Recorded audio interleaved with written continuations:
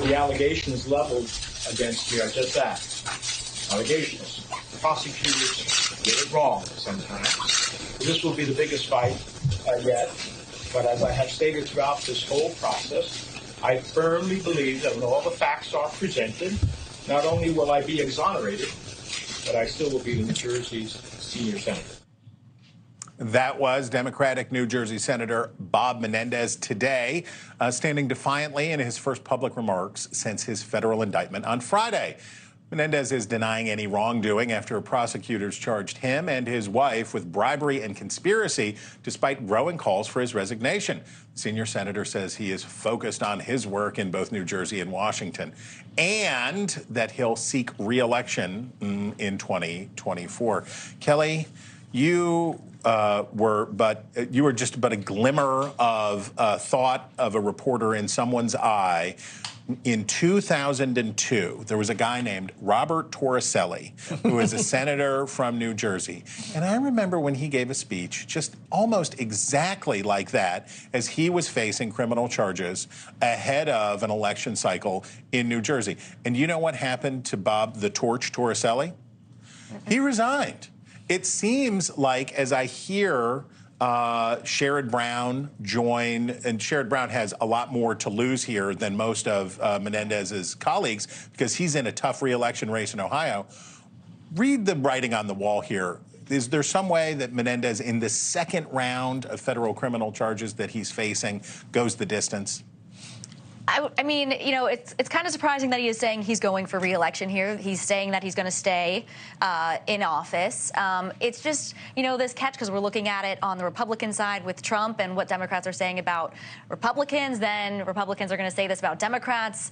And you only see, I saw AOC was one that said he should step down, he should resign. So then you're seeing this split the Democratic Party. But if you're going to say something about the Republicans, then you're going to have to say it about your own party, too. And everybody's just going to have to look in the mirror. Emily, we talked here last week about what I'll call the Al Franken effect.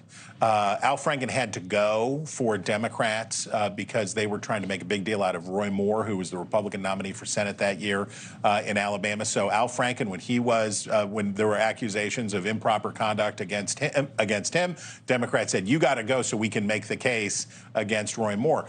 Isn't there some of this from Menendez, as Democrats want to make the case against Donald Trump as being corrupt? They've got to show that they're willing to clean house on their own side, right?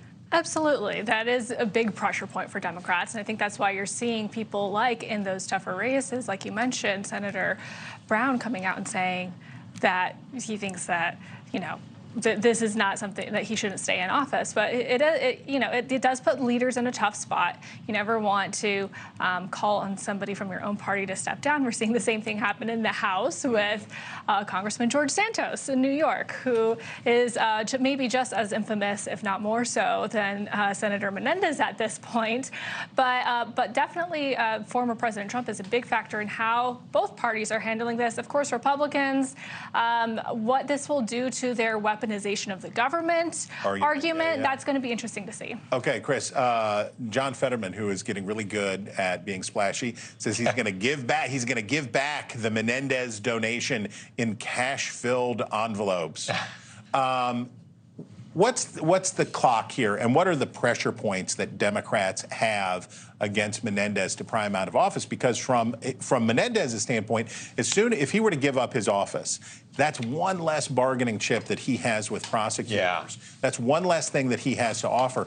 What do they do? I think you hit the nail on the head.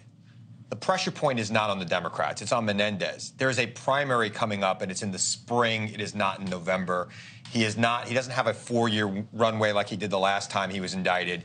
He has to make his deal with the U.S. Justice Department, if he's going to make one, prior to that primary, because I find it hard to believe, with the forces lining up against him in New Jersey, I find it hard to believe he's going to survive a primary. There are a lot of good Democrats that are just chomping at the bit to go after him. And now they have all the ammunition in the world. Now, look, he's a fighter. He's an excellent campaigner, and he's done a lot of favors for a lot of people in that state. But I think that he better make a deal before the primary, because he's not going to have much to deal with after that. Mick. Thanks for watching. Go to newsnationnow.com to find News Nation on your television provider. And don't forget to subscribe. Click the red button to get more of News Nation's fact-driven, unbiased coverage.